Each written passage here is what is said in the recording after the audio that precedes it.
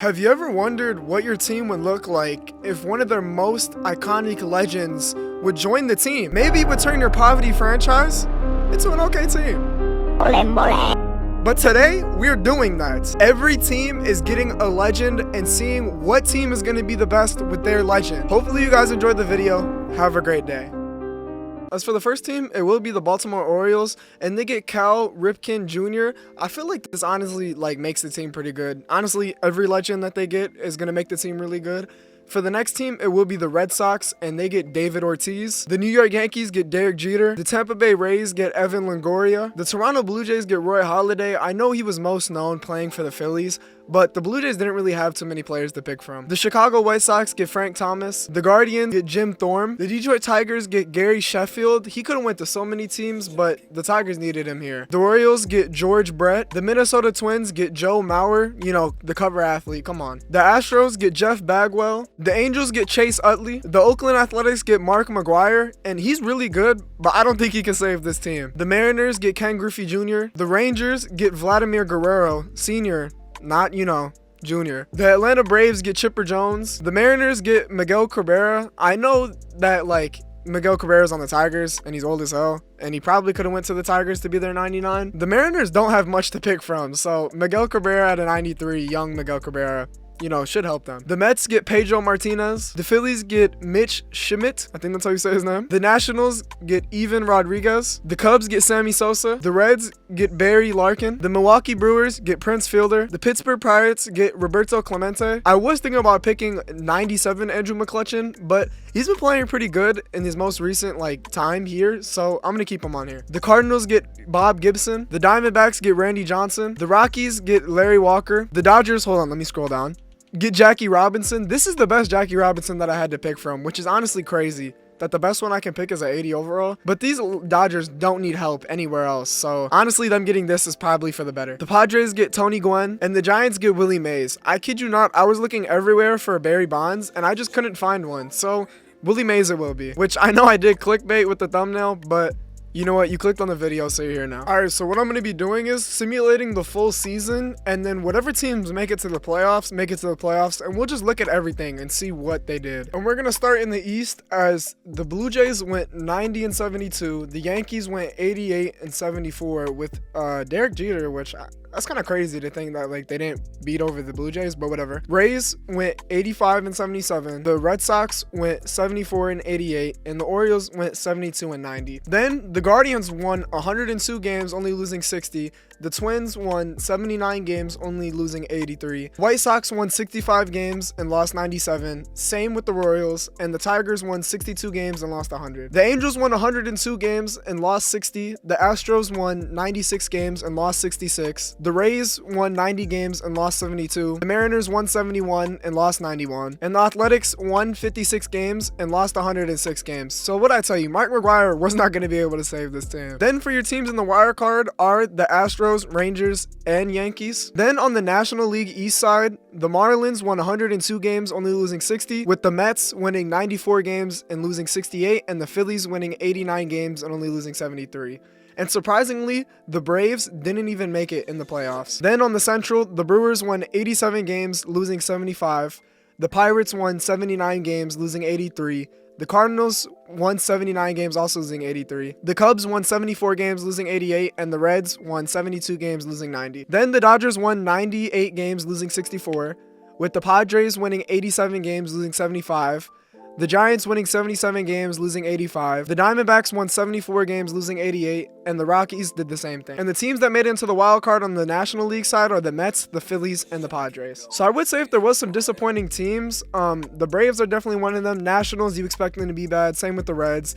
Diamondbacks, kind of surprising with Randy Johnson on the team, and you're not doing that good. Braves really not making the wild card or even the playoffs is crazy to me. And then still here, Athletics, you expect them to be bad. Same with the Tigers, Royals. White Sox are bad in real life. I didn't think they were going to be bad in the game, but I guess adding Frank Thomas didn't help whatsoever. Mariners also doing bad with Julio Rodriguez and Ken Griffey Jr. I don't expect that to really translate. I didn't get it, whatever. And then the Rays not even making the wild card, being one of the hottest teams in the MLB right now, which is kind of crazy. And this is your playoffs with the Los Angeles Angels being the 1 seed, and then on the other side, the Marlins being the 1 seed over there. And now after the wild card is finished, the Rangers ended up beating Houston, the Yankees ended up beating Toronto, the Phillies beat the Mets, and the Padres beat the Brewers. And to finish the second round, the Angels ended up beating the Rangers, Cleveland ended up sweeping the Yankees, the Dodgers ended up sweeping the Padres, and the Phillies ended up beating the Marlins. So now for your game before you go to the World Series is the Angels versus Cleveland and the Phillies versus the Dodgers. As on the right side, we do have the Phillies that ended up beating the Dodgers, which is kind of crazy, but we do have a game 7 over here, Cleveland versus the Angels. As the Angels do get the first score in the bottom of the second, and then they get another score in the bottom of the fourth, making it 2-0. But then Cleveland answers right back in the top of the fifth with 1. And then Cleveland answers again in the top of the sixth with 1, tying it up 2-2. As we are entering the 9th inning, and it is tied 2-2. Hold on. As the 9th inning tied 2-2, this is to go to the World Series. So whoever wins this has a chance to face the Phillies. As Jose Suarez is throwing 101 pitches already in this game. Seems like he's played all of it. And that's a hit right there for Mike Zanoe. Didn't say his name. Baseball, bro. Baseball be having some of the weirdest names like ever. I mean, just because it's such an international sport. And they end up pulling him for Jamie Barrera. If I butcher any of these names, I am so sorry. I mean, I'm a Hispanic white male, so I should know these, but it's just bad. As there's a bunt right there.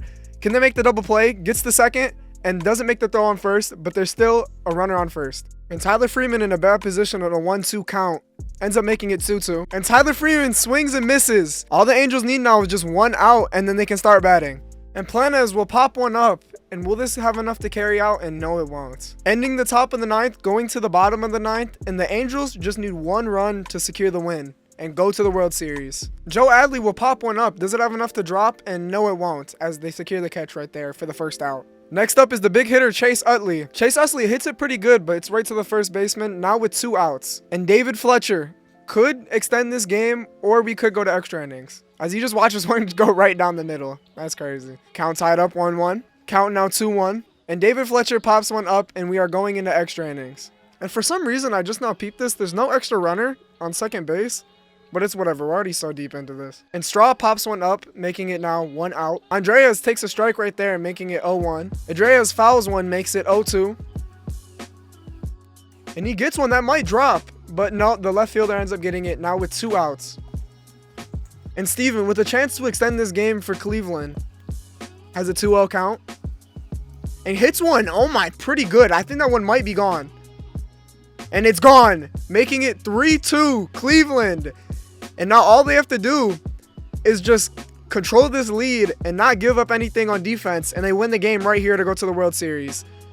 And Josh Naylor grounds one.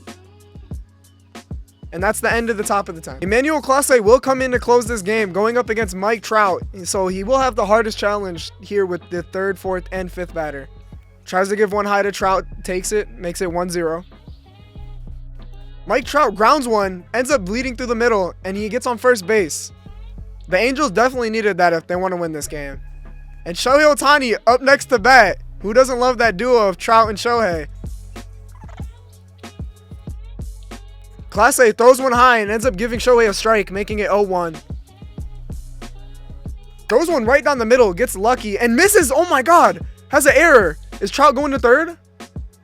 No, he's going to stay at 2nd, but Angels very lucky there that wasn't turned into a double play. Next up, Hunter Renfroe. He has homered in this game, but he is 1 for 4. And they're going to need something from him if they want to go to the World Series. Renfroe, first one is a strike. Clase having just a hard time going up against the middle of the pack of this Angels team.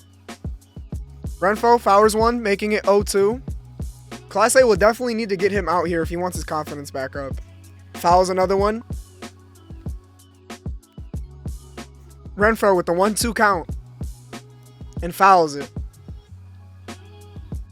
Renfroe hits one pretty deep, but it looks like it's going to be caught by the right fielder. And Trout did go to 3rd and makes it there. So all they have to do is just get a nice deep drive and maybe Trout could go home. I mean, he does have the speed for it. As Jared Walsh is up to bat next, 0 for 4. Maybe he's due. As the first pitch Clase throws is a strike. Then Clase throws a ball, making it 1-1. Swings at something almost in the dirt, making it 1-2. Jesus. There's a reason he was 0 for 4. and swings and misses as Class A now has 2 outs and all they need is 1 more out to go to the World Series. Can Class A do it? As Gio will come up, he has 0 for 3 also, so maybe he's due also. But if we just seen what Jared Walsh did, I don't know. As he takes one right down the middle, making it 0-1. Fouls one, making it 0-2. The Angels do not look like they're in a good spot. He needs to get something. Ooh, very lucky that the umpire didn't call that a strike, making it a 1-2 count. And he pops one up. And that's game. The Cleveland Guardians will end up going to the World Series to face the Phillies, as Class A did shut it out. You know, didn't look that good in the beginning, but ends up closing out in the end. I just realized I wasn't recording any. Oh my god, am I just bad at doing this? Whatever. Jim Thome and the Cleveland Guardians versus the Phillies, and I forget whatever legend they have, but they got some legend that's probably a 99. As the game is 2-1 Cleveland. And the Cleveland Guardians have won the World Series. So, to answer this for you, Cleveland was the team that won it, and Cleveland was already a pretty good team, and then adding that just made them even better. So, hopefully you guys enjoyed the video. Have a great day.